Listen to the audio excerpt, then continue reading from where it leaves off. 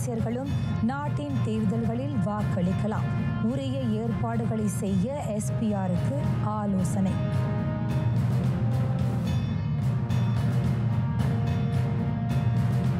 மீண்டும் தொடங்குகின்றன மலேசிய ஐரோப்பிய ஒன்றிய சுயேட்சை வர்த்தக ஒப்பந்த பேச்சுகள். உலக விநியோக சங்கிலியை வலுப்படுத்தும்.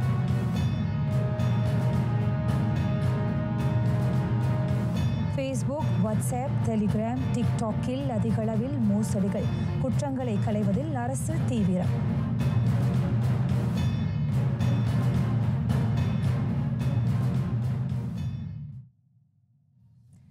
வணக்கம். சலாம் மலேசியா மடானி. RTM தமிழ் செய்திகள் உங்களுக்காக. உங்களுடன் நான் கோகிலவாணி கிருஷ்ணன். மாந்தநேய பண்பு நலன்களுக்கு மதிப்பளியுங்கள். அதனை வென்ற மாமனிதராக விளங்குங்கள்.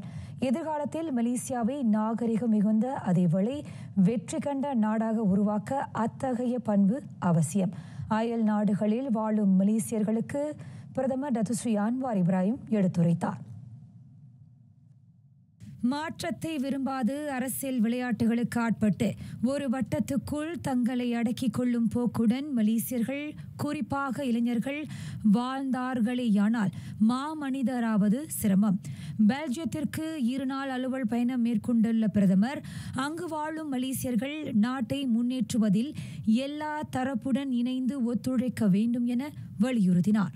வளர்ச்சி கண்ட நாடாக உலக அரங்கில் இருந்து மலேசியா விடுபடாதிருக்க வெளிநாடுகளில் வாழும் மலேசியர்கள் எவ்வித பேதமும் இன்றி தேசப்பற்றுடன் ஒன்றிணைவது அவசியம் என டத்துஸ்ரீ அன்வார் கேட்டுக்கொண்டார். அயல் நாடுகளில் வாழும் ஏறத்தாழ 200 பேர் பிரதமருடனான அலவலாவல் நிகழ்ச்சியில் கலந்து கொண்டனர். தொடர்ந்து பேசிய பிரதமர் அண்மைய சிக்கல்களால் ஐரோப்பாவில் ஏற்படும் சவால்களை பொருட்படுத்தாது இருக்க வேண்டாம் என வலியுறுத்தினார். எந்த நாடாகினும் அதில் வாழ்பவர்கள் அதன் அண்மைய பொருளாதார நிலைகளையும் சவால்களையும் புரிந்து கொள்வது மிக அவசியம். அதற்கேற்ப அவர்கள் அங்கு செயல்திறனுடன் பணியாற்ற வேண்டும். வளமான எதிர்காலத்திற்கு அத்தகைய பண்புகள் முக்கியம் என டத்துஸ்ரீ அன்வார் குறிப்பிட்டார். அயல் நாடுகளில் நிரந்தர வசிப்பிட தகுதி பெற்றிருக்கும் மலேசியர்களும் நாட்டில் நடத்தப்படும் தேர்தல்களில் வாக்களிக்க உரிமை பெற்றுள்ளனர். அவர்களுக்கான அஞ்சல் வாக்குகள் குறித்து தேர்தல் ஆணையத்துடன் கலந்துரையாடப்பட்டிருப்பதாக பிரதமர் தெரிவித்தார். தூதரகங்களில் வாக்களிப்பு நடத்த தேவையில்லை. கூடுதல் நிதி தேவைப்படும் என்றாலும் மலேசியர்கள் வாக்களிக்க வசதியான சில அணுகுமுறைகளை கையாள வேண்டும் என டத்துஸ்ரீ அன்வார் கேட்டுக்கொண்டார். இந்த விவகாரம் குறித்து தேர்தல் ஆணையத்தின் கவனத்துக்கு கொண்டு செல்லப்பட்டுள்ளது. அதேவேளை தேர்தலின் போது அனைத்து மலேசியர்களுக்கும் வாக்களிப்பதற்கான வாய்ப்புகள் வழங்கப்பட வேண்டும் என டத்துஸ்ரீ அன்வார் வலியுறுத்தினார். மலேசியாவும் ஐரோப்பிய ஒன்றியமும் முயேத்தா மலேசிய ஐரோப்பிய ஒன்றிய சுயேட்சை வர்த்தக ஒப்பந்தத்திற்கான பேச்சை மீண்டும் தொடங்குகின்றன. உலகின் மாபெரும் வர்த்தக சக்திகளில் ஒன்றுடன் ஏற்படுத்தப்படவிருக்கும் அந்த ஒப்பந்தம் வலுவுடன் இருக்கும் மலேசிய பொருளாதார நிலையை புலப்படுத்துவதாக பிரதமர் விவரித்தார். பெல்ஜியம் பிரசல்ஸிற்கு மேற்கொண்டிருக்கும் அலுவல் பயணத்தை முன்னிட்டு பிரதமர் அந்த அறிவிப்பை வெளியிட்டார். நாட்டின் முதன்மை முதலீட்டு பங்காளியாக விளங்கும் EU உடனான பொருளாதார உறவை அணுக்கப்படுத்தும் மலேசியாவின் கடப்பாட்டை அது பிரதிபலிக்கிறது. ஐரோப்பிய ஒன்றியத்துடன் மேற்கொள்ளப்படவிருக்கும் முயேஃப்தா உடன்படிக்கை பல்வேறு பொருளாதார துறைகளில் மாபெரும் நன்மையை தரும். அதோடு அதிக தேவையுள்ள உலக விநியோக சங்கிலியை பலப்படுத்தவும் வகை செய்யும். மேலும் மின்சார தயாரிப்புகள், செம்பனை எண்ணெய் மற்றும் அது சார்ந்த துறை, கண்ணாடி இழை, அறிவியல் முதலிய முக்கிய துறைகளில் ஏற்றுமதியையும் அதிகரிக்கும். கடந்த ஆண்டு ஜனவரி முதல் நவம்பர் வரை EU உடனான வர்த்தக மதிப்பு 5.2 விழுக்காடாக அதிகரித்து 20,000 கோடி ரிங்கிட்டாக பதிவானது என நிதி அமைச்சருமான டத்துஸ்ரீ அன்வார் சுட்டினார். இந்நிலையில் பெல்ஜியம் பிரதமர் அலெக்சாண்டர் டி க்ரூவுடன் டத்துஸ்ரீ அன்வார் சந்திப்பு நடத்தினார். வர்த்தகம், முதலீடு, கல்வி, டிவெட் உள்ளிட்ட பல்வேறு துறைகளில் இருவழி உறவை வலுப்படுத்துவது குறித்து அவர்கள் கலந்துரையாடினர். மேலும் பாலஸ்தீன நெருக்கடி உட்பட வட்டார அனைத்துலக விவகாரங்கள் தொடர்பிலும் இரு தலைவர்களும் பேச்சு நடத்தினர். ஐரோப்பிய ஒன்றிய நாடுகளில் மலேசியாவுக்கான 6வது மிகப்பெரிய வர்த்தக பங்காளியாக பெல்ஜியம் விளங்குகிறது. சுவிட்சர்லாந்து டாவோஸுக்கு அலுவல் பயணம் மேற்கொண்டுள்ளார் டத்துஸ்ரீ அன்வார் இப்ராஹிம். 2025 உலக பொருளாதார ஆய்வரங்கில் அவர் பங்கேற்க உள்ளார். உலக சவால்களை எதிர்கொள்வதில் புதிய தொழில்நுட்பங்களின் பங்களிப்பு குறித்து 2025 உலக பொருளாதார ஆய்வரங்கில் பிரதமர் பேசவிருக்கிறார். ஆசியானுக்கு மலேசியா இவ்வாண்டு தலைமை ஏற்பதற்கு பொருத்தமாக அவரது பங்கேற்பு அமைகிறது. அனைத்துலக அரங்கில் வியூக வாய்ப்புகளை உருவாக்கும் மலேசியாவின் ஆற்றலையும் அஃது எடுத்துணர்த்தும். தவிர உலகாய வட்டார சவால்களை எதிர்கொள்ள ஆயத்தமாக இருக்கும் மலேசியாவின் தலைமைத்துவத்தையும் அது சாற்றும். மதானி மலேசிய பொருளாதார சட்டகத்தின் கீழ் நாட்டின் கொள்கைகள் முன்னெடுப்புகளோடு ஆசியான் மலேசியா இடையேயான ஒத்துழைப்பு முக்கியத்துவத்தையும் அது புலப்படுத்தும். இன்று தொடங்கி வரும் 22ஆம் நாள் வரையிலான அந்த அலுவல் பயணத்தின் போது உலக தலைவர்கள் முதன்மை தொழில்துறையினருடன் டத்துஸ்ரீ அன்வார் பேச்சு நடத்துவார். உளவுத்துறை பரிமாற்றத்தை எளிதாக்க இன்டர்பால் பாணியிலான ஆசியான் இணைய குற்றத்தடுப்பு பணிக்குழு நிறுவப்பட வேண்டும்.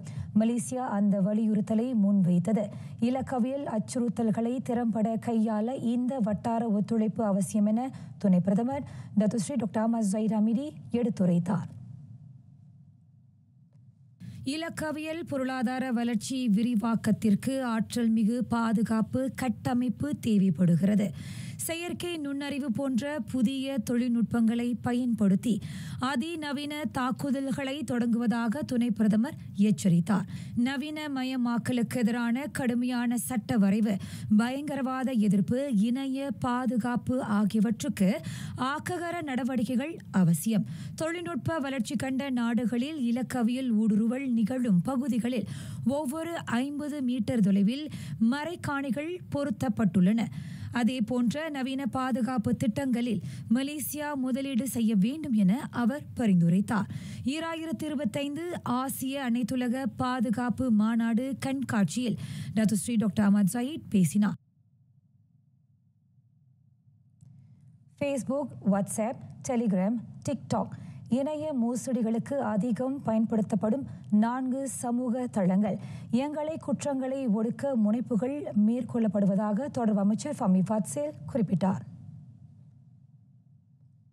தொடர்பு பல்லூடக சட்ட திருத்தம், சமூக வலைதள வழங்குனர்களுக்கான உரிம செயலாக்கம், இணைய மோசடி தொடர்பிலான விழிப்புணர்வு திட்டங்கள் என பல்வேறு ஆக்ககர முயற்சிகள் முன்னெடுக்கப்பட்டுள்ளன. மாணவர்கள், பெற்றோர், ஆசிரியர்கள் என அனைவருக்கும் சமூக தளங்கள் மற்றும் அதில் அதிகரிக்கும் மோசடிகள் குறித்த விழிப்புணர்வு மேம்படுத்த வேண்டும். 13 வயதுக்கு உட்பட்ட சிறார் சமூக வலைதள கணக்குகளை கொண்டிராமல் இருப்பது சிறந்தது என அமைச்சர் வலியுறுத்தினார். இளையோருக்கு முறையான இணைய பயன்பாடு கற்பிக்கப்படுவது அவசியம். அதன் வழி இளையோர், குறிப்பாக 13 வயதினர் இணைய மோசடிகளுக்கு ஆளாகாதிருப்பதை உறுதி செய்யவும் அவர்களின் சுய தரவுகளை பாதுகாக்கவும் முடியும் என ஃபாமி குறிப்பிட்டார். இதனிடையே கிளாந்தானில் வெள்ளத்தால் பாதிக்கப்பட்ட 264 தொலை தொடர்பு கோபுரங்கள் சீரமைக்கப்பட்டதாக அமைச்சர் கூறினார். 41 தேசிய தகவல் பரப்பு மையங்கள் நாடியும் வழக்கம் போல் இயங்குகின்றன. எதிர்காலத்தில் இத்தகைய சிக்கல்களை கையாள நிலையான தீர்வுகளை ஆராயும்படி மலேசிய தொடர்பு பல்லூடக ஆணையம் MCMCயை அவர் கேட்டுக்கொண்டார். அண்மையில் கிளாந்தானில் ஏற்பட்ட பெரும் வெள்ளத்தில் ஜூபாகார் பந்தாய் தொலை தொடர்பு கோபுரம் பேரளவில் பாதிக்கப்பட்டது. கிளாந்தான் தும்பாட்டில் தொலை தொடர்பு கோபுரத்தை பார்வையிட்ட பின்னர் ஃபாமி செய்தியாளரிடம் பேசினார். 2030ஆம் ஆண்டு வாக்கில் தீபகற்ப மலேசியாவில் ரயில் தண்டவாள பயன்பாடு 80 விழுக்காட்டை எட்டும்.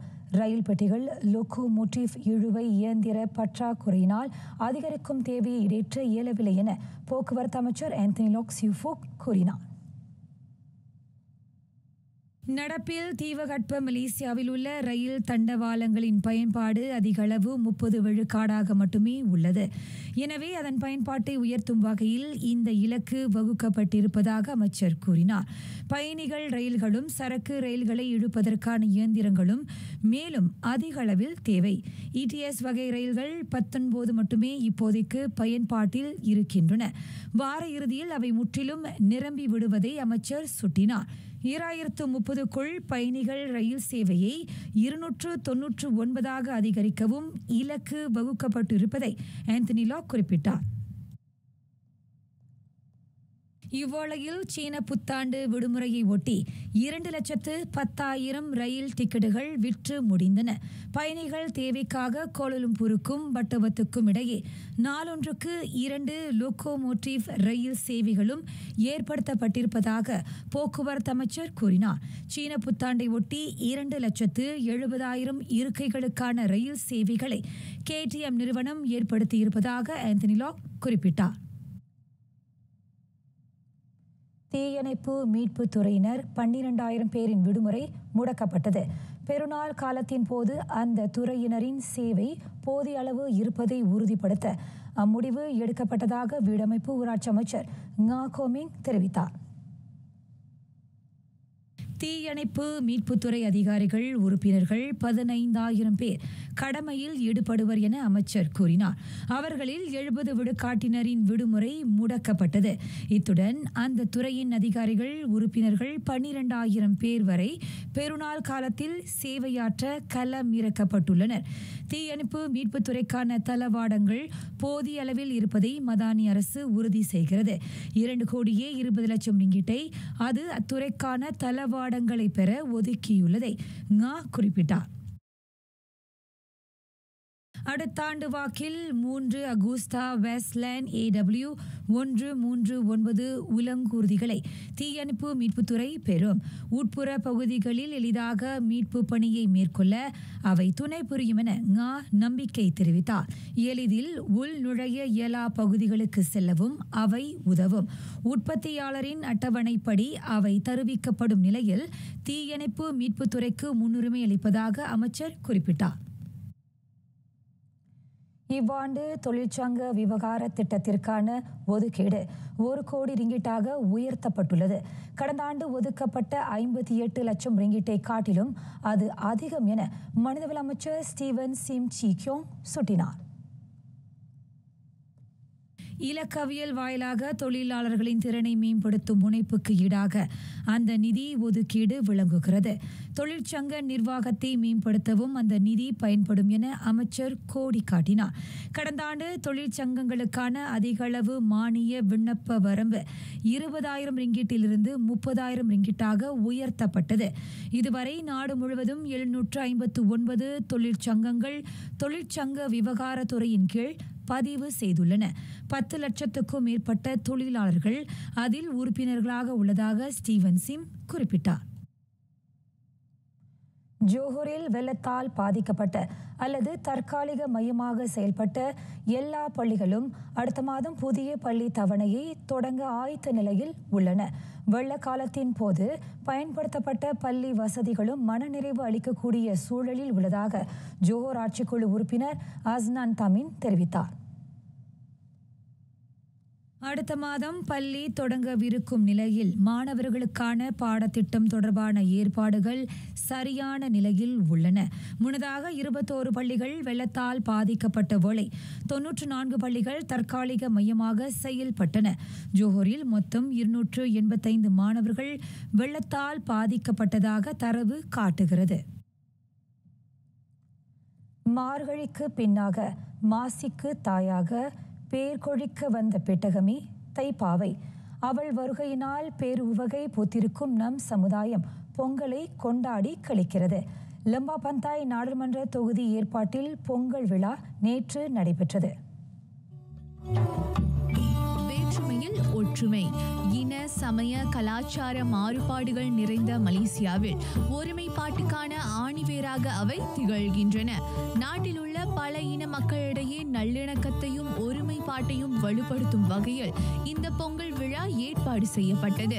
பொங்கல் போன்ற பாரம்பரிய விழாவை பல இன மக்களுடன் ஒன்றிணைந்து கொண்டாடுவதன் மூலம் நாம் வேற்றுமையில் ஒற்றுமை காண முடிவதாக தொடர்பு அமைச்சரும் லெம்பா பந்தாய் நாடாளுமன்ற உறுப்பினருமான Fahmi Fadil தெரிவித்தார். Harapan saya acara seperti ini dapat meningkatkan persefahaman mengenai kebudayaan dan juga susul galur sejarah peradaban selain daripada memupuk semangat perpaduan dalam masyarakat. இயற்கைக்கு நன்றி தெரிவிக்கும் பொங்கல் விழா காலம் காலமாக இம்மண்ணில் கொண்டாடப்பட்டு வருகின்றது. அந்த முயற்சி தொடர்ந்து நீடித்திருக்க வேண்டும் என நிகழ்வில் கலந்து கொண்ட மக்கள் கருத்துரைத்தனர். இன்னைக்கு ஒரு 50 குடும்பங்களுக்கு 50 பொங்கப்பானை கொடுத்து 50 குடும்பங்களுக்கு ஒரு போட்டி மாதிரி வச்சிருக்கோம். அந்த போட்டி யார் பொங்க வைக்கிறாங்களோ அவங்களுக்கெல்லாம் கொஞ்சம் பரிசுகள்லாம் இருக்கு. இந்த மாதிரி போட்டி விழாக்கள் நம்ம செய்யறதுல மக்கள் அவங்க பாரம்பரியத்தை மறக்காம அவங்க அப்பா அம்மா செஞ்சது அவங்க செய்வாங்க. ஏன் பொங்கல் வைக்கிறாங்க, ஏன் இது கொண்டாடுறாங்களோ அவங்களுக்கு தெரியும். மக்கள் இதுல பார்ட்டிசிபேட் பண்ணி ரொம்ப சந்தோஷமா இருக்காங்க. கடைசி வரைக்கும் வெயிட் பண்ணி அதுல வேற ஒரு காம்படிஷன் வேற இருக்கு. த பெஸ்ட் பொங்கல் பானை ஸோ எல்லாம் கடைசி வரைக்கும் வெயிட் பண்ணி பார்ட்டிசிபேட் பண்ணிக்கிட்டு இருக்காங்க. நான் இந்த மாதிரி பொங்கல் நிகழ்ச்சி வந்ததுக்கு ரொம்ப சந்தோஷப்படுறேன். நான் முதல் மணி ஒரு 1:30 மணிக்கு வந்துட்டேன். இங்கே பால்ல எப்படி பொங்குறது, பொங்கல் சோறு எப்படி வைக்கிறதுன்னு எல்லாத்தோட ஒற்றுமையாக இருந்து செஞ்சது எனக்கு ரொம்ப பெருமையாக இருக்குது. நான் இங்கே பந்தாய் டாலாமில் தான் இருக்கிறேன். இந்த பொங்கல் செஞ்சது ரொம்ப சந்தோஷமாக இருக்குது. YB ஃபாமி இந்த மாதிரி ஏற்பாடு பண்ணதுக்கு ரொம்ப சந்தோஷமாக இருக்குது. நம்ம தமிழ்நாடு மக்கள் எல்லாம் கும்பலாக ஒன்றா சேர்ந்து பொங்கல் வைக்கிறது. நம்ம YB ஃபாமி இந்திய மக்களுக்குன்னு ரொம்ப நல்லது செஞ்சுக்கிட்டு இருக்காரு. அதனால ரொம்ப சந்தோஷமா இருக்கு. ஒவ்வொரு நிகழ்வும் தீபாவளியிலேருந்து எந்தெந்த நல்லா செய்யறாங்க. அதே சமயம் இந்த பொங்கலும் இவ்வளோ இதை நமக்கு செய்ய வைக்கிறாங்க. ரொம்ப சந்தோஷம். எனக்கு இந்த வருஷம் 18 வயசு ஆகுது. செய்யணும்னு ஒரு ஆசை, அந்த இன்ட்ரெஸ்டிங் எனக்கு இருந்துச்சு. இன்னும் நிறைய போட்டிகள், இன்னும் நிறைய செய்யணும், நம்ம பாரம்பரியத்தை திருப்பி கொண்டு வரணும். இந்நிகழ்ச்சியில் 200க்கும் மேற்பட்டோர் கலந்து கொண்டனர். பொங்கல் கொண்டாட்டத்திற்கு மேலும் சிறப்பூட்டும் வகையில் பொங்கல் வைக்கும் போட்டியுடன் கிராமிய நடனம், மயிலாட்டம், பரதநாட்டியம் போன்ற தமிழர்களின் பாரம்பரிய கலைகள் அரங்கேறின.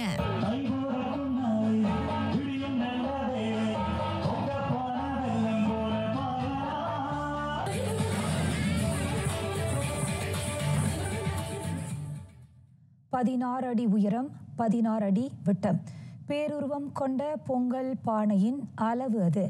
பினாங்கு ஜார்ஜ்டவுன் இளைஞர் விளையாட்டு வளாகத்தில் நிறுத்தப்பட்ட அந்த பானை மலேசிய சாதனை புத்தகத்திலும் இடம் பிடித்தது. 200 கிலோ எடை மலர்களால் அந்த பானை அலங்காரம் செய்யப்பட்டிருந்தது. பத்து உபான் சட்டமன்ற தொகுதி ஏற்பாட்டில் நடைபெற்ற மாபெரும் பொங்கல் விழாவில் அந்த பானை காட்சிக்கு வைக்கப்பட்டிருந்தது. இதனை மாபெரும் வெற்றியாக பத்து உபான் சட்டமன்ற உறுப்பினர் A. குமரேசன் குறிப்பிட்டார். தமிழர் பண்பாட்டை பறைசாற்றும் நாளான பொங்கல் கொண்டாட்டத்தில் பிற இன மக்களும் கலந்து கொள்வது மனநிறைவை அளிப்பதாக அவர் உவகை தெரிவித்தார். 2500 பேர் இந்த ஈவெண்ட்டுக்கு வந்திருக்காங்க. இது ஒரு பொங்கல் நார்மல் செலிப்ரேஷன் எல்லாமே இது ஒரு திருவிழா கான்செப்டில் நம்ம செஞ்சுருக்கோம். மோகு பண்டில் நம்ம போட்டிருக்கோம். அது மட்டும் இல்லை, சாப்பாடும் இலை சாப்பாடு நம்ம பரிமாறிருக்கோம். 10 கவர்மெண்ட் ஏஜென்சியும் நம்ம கூப்பிட்டுருக்கோம். ஏன்னா இந்த மடானி அரசாங்கம் என்னென்ன நம்ம தமிழ் மக்களுக்கு இன்சென்டிவ் வச்சுருக்காங்க, என்னென்ன ஹெல்ப் இப்போ பிஸ்னஸ் தொழில் வச்சுக்கிட்டிங்கன்னா தெக்கும் இது கண்டிப்பாக இங்கே மக்களுக்கு அது பெனிஃபிட்டாக போகும்னு நான் நம்புகிறேன். பினாங்கு ஆளுநர் துன் அமாட் ஃபூசி அப்துல் ரசாக் அந்த பொங்கல் விழாவை தொடக்கி வைத்தார். மாநில துணை முதலமைச்சர் டாக்டர் முகமது அப்துல் ஹமீத், கல்வி அமைச்சர் ஃபட்லினா சிடேக் ஆகியோரும் அதில் கலந்து கொண்டனர். மலேசியாவின் மிக பெரிய பொங்கல் பானை எனும் வரலாற்று பதிவு கொண்ட சான்றிதழை மலேசிய சாதனை புத்தக நிறுவனம் MBOR சட்டமன்ற உறுப்பினர் A. குமரேசனிடம் வழங்கியது. பொங்கல் திருநாளை ஒட்டி 2 கிலோமீட்டருக்கு மாட்டு வண்டி ஊர்வலமும் நடைபெற்றது. அதில் 20 மாட்டு வண்டிகள் இடம்பெற்றன. அத்துடன் பொங்கல் வைக்கும் போட்டியில் 300 பேர் கலந்து கொண்டனர்.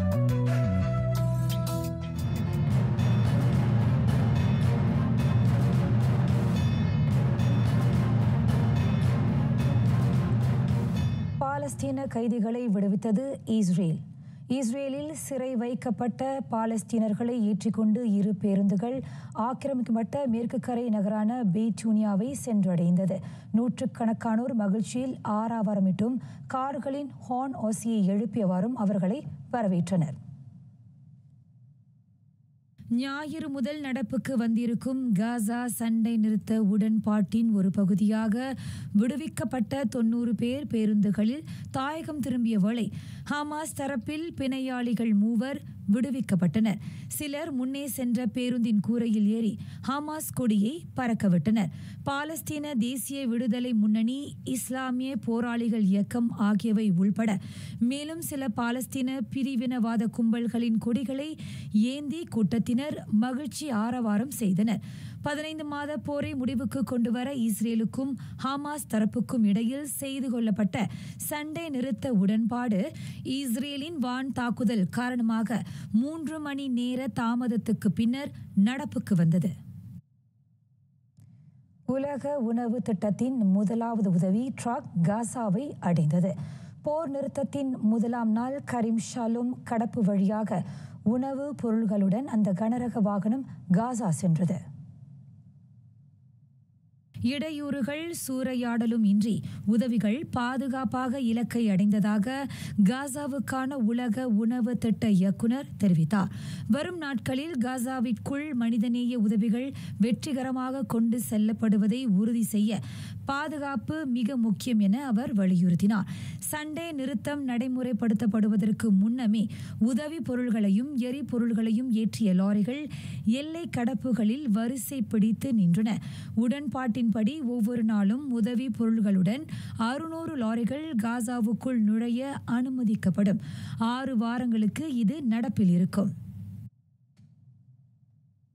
இதனிடையே போரினால் சீரழிந்திருக்கும் காசாவுக்கும் அதன் மக்களுக்கும் உதவ பேரளவில் நடவடிக்கைகள் எடுக்கப்பட வேண்டியிருப்பதாக ஐநா கூறுகிறது. மாந்தநேய விவகாரங்கள் ஒருங்கிணைப்புக்கான ஐநா அலுவலகம் ஓச்சா வெளியிட்ட காணொளியில் கடும் சேதமடைந்த கட்டடங்கள், குப்பை மேடுகளை காண முடிகிறது. அத்துடன் கட்டட இடிபாடுகளுக்கு இடையில் மிகவும் ஆபத்தான சூழலில் மக்கள் வாழ்வதையும் அது காட்டுகிறது. தென் காசாவில் இருக்கும் ஆயிரக்கணக்கான மக்களை வடக்கு பகுதிக்கு இடமாற்றும் ஏற்பாடுகளை பாலஸ்தீனமும் உதவி நிறுவனங்களும் மேற்கொள்ள வேண்டும் என ஓச்சாவின் பேச்சாளர் குளோரியா லசிச் வலியுறுத்தினார். அமெரிக்க அதிபராக பதவியேற்ற முதல் நாளே சட்ட விரோத குடியேற்றத்துக்கு முற்றுப்புள்ளி வைக்கப்படும் என டொனால்ட் ட்ரம்ப் சூளுரைத்துள்ளார். ஆயிரக்கணக்கான ஆதரவாளர்களின் ஆரவாரத்துக்கு மத்தியில் உரையாற்றிய ட்ரம்ப் அதிபர் தேர்தல் பரப்புரையின் போது அளித்த வாக்குறுதிகள் அனைத்தும் நிறைவேற்றப்படும் என உறுதியளித்தார். அமெரிக்காவின் 47வது அதிபராக குடியரசுக் கட்சியை சேர்ந்த டொனால்ட் ட்ரம்ப் இன்று பதவியேற்கவிருக்கிறார். அதற்கான இறுதி நேர ஏற்பாடுகள் தீவிரமாக நடைபெற்று வருகின்றன. வெள்ளை மாளிகையில் கால் வைத்ததும் முதல் நாள் திட்டம் குறித்து ட்ரம்ப் ஆதரவாளர்கள் மத்தியில் பேசினார். அமெரிக்காவின் பொற்காலத்தை மீட்டெடுப்போம் என்ற தலைப்பில் அவர் உரையாற்றினார். கோடிக்கணக்கான கள்ள குடியேறிகளை அமெரிக்காவை விட்டு வெளியேற்றும் பேரளவிலான முயற்சிகள் உடனடியாக மேற்கொள்ளப்படும் என அவர் உறுதியளித்தார். இந்த முயற்சி வெற்றியடைய சில காலம் பிடிக்கும் என்பதுடன் பெரும் செலவாகும் என்பதையும் ட்ரம்ப் ஒப்புக்கொண்டார். அமெரிக்கா கலிபோர்னியா மேலும் ஆபத்தான வானிலையை எதிர்கொள்ள உள்ளது. பேரழிவு காட்டுத்தீயை கட்டுப்படுத்த மரண போராட்டம் நடத்தி சோர்வடைந்திருக்கும் தீயணைப்பு படை வீரர்களுக்கு இது மேலும் அதிர்ச்சியை அளித்துள்ளது. ஒரு வாரத்துக்கு மேலாக பல இடங்களில் பரவிய காட்டு தீயில் சுமார் 30 பேர் பலியான வேளையில் 16,000 ஹெக்டேர் பரப்பளவு தீக்கிரையானது. 2 இடங்களில் ஏற்பட்ட பெரும் காட்டு தீ ஓரளவுக்கு முழுமையாக கட்டுப்படுத்தப்பட்டுள்ளது. அதிகாரிகள் மோப்ப நாய்களின் துணையுடன் தீக்கிரையான வீடுகளுக்கு சென்று சேதங்களை மதிப்பிட்டு வருகின்றனர். இந்நிலையில் வரும் திங்கள் முதல் மணிக்கு 130 கிலோமீட்டர் வேகத்தில் வீசும் பலத்த காற்றும் குறைந்த ஈரப்பதமும் மீண்டும் பயங்கர காட்டு தீ ஏற்படுவதற்கான ஆபத்தை உருவாக்கும் என வானிலை ஆய்வுத்துறை எச்சரித்துள்ளது. இதனையடுத்து ஹெலிகாப்டர்கள் 135 தீயணைப்பு இயந்திரங்களுடன் ஊழியர்களும் ஆயத்த நிலையில் வைக்கப்பட்டுள்ளனர். கொலம்பியா அரசுக்கும் இடதுசாரி கும்பலுக்கும் இடையே 3 நாள்களாக தொடரும் இரத்த களரியில் 80க்கும் மேற்பட்டோர் கொல்லப்பட்டனர். இரு தரப்புகளுக்கும் இடையிலான அமைதி பேச்சை அதிபர் குஸ்டாஃபோ பெட்ரோ உடனடியாக நிறுத்தினார். கொலம்பியா வெனிசுவேலா எல்லையில் ELN தேசிய விடுதலை அமைப்பு மறைந்திருந்து அந்த தாக்குதலை நடத்தியது.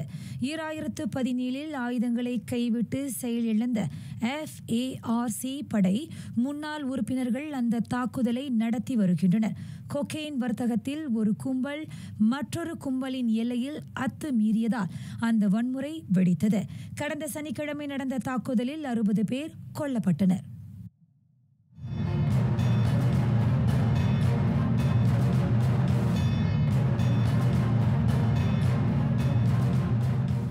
இந்திய பொது பூப்பந்தாட்டம் நாட்டுக்கு பெருமை சேர்த்தனர் தேசிய இணையினர் கோசிஃபே நோரிசுடின் ரும்சானி.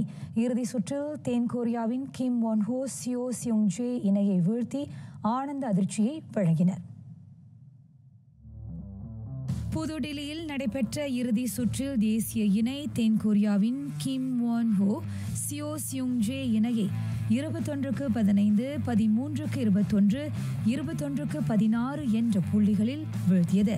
எதிராளிகள் தொடுத்த ஒவ்வொரு தாக்குதலையும் லாபகமாக முறியடித்து அவர்கள் இந்த பருவத்தின் முதல் பட்டத்தை வென்றனர்.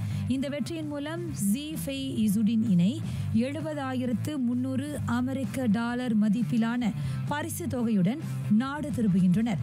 அதோடு கடந்த 2010ஆம் ஆண்டு நடைபெற்ற இந்திய பொது பூப்பந்து போட்டியில் முகமது ஜக்ரி அப்துல் லத்தீப், முகமது ஃபைரூஸ் ஜிஸ்வான், முகமது தசாரி இணை அந்த வெற்றியாளர் பட்டத்தை வென்றது.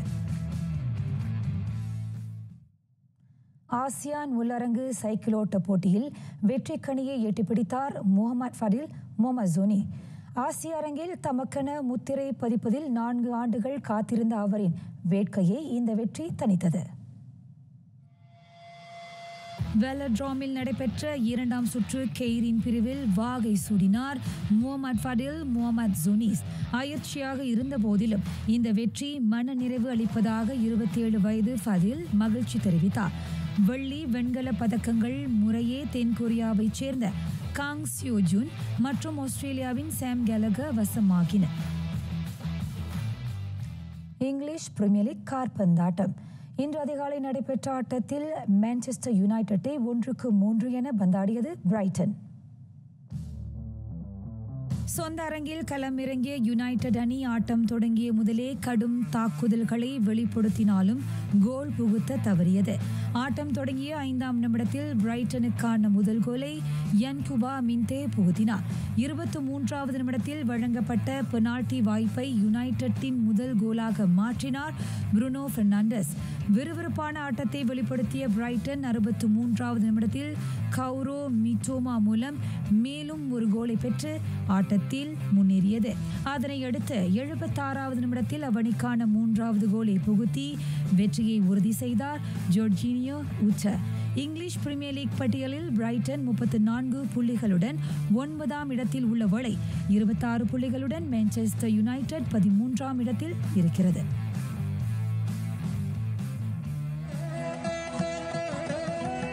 ஞானக்குரல் அர்ச்சனை.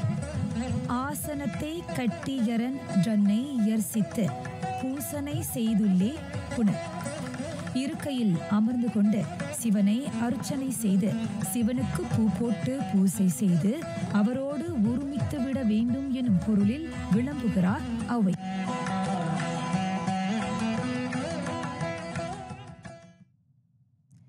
நிறைவடைகின்றன RTM தமிழ் செய்திகள். எங்களோடு இணைந்ததற்கு நன்றி.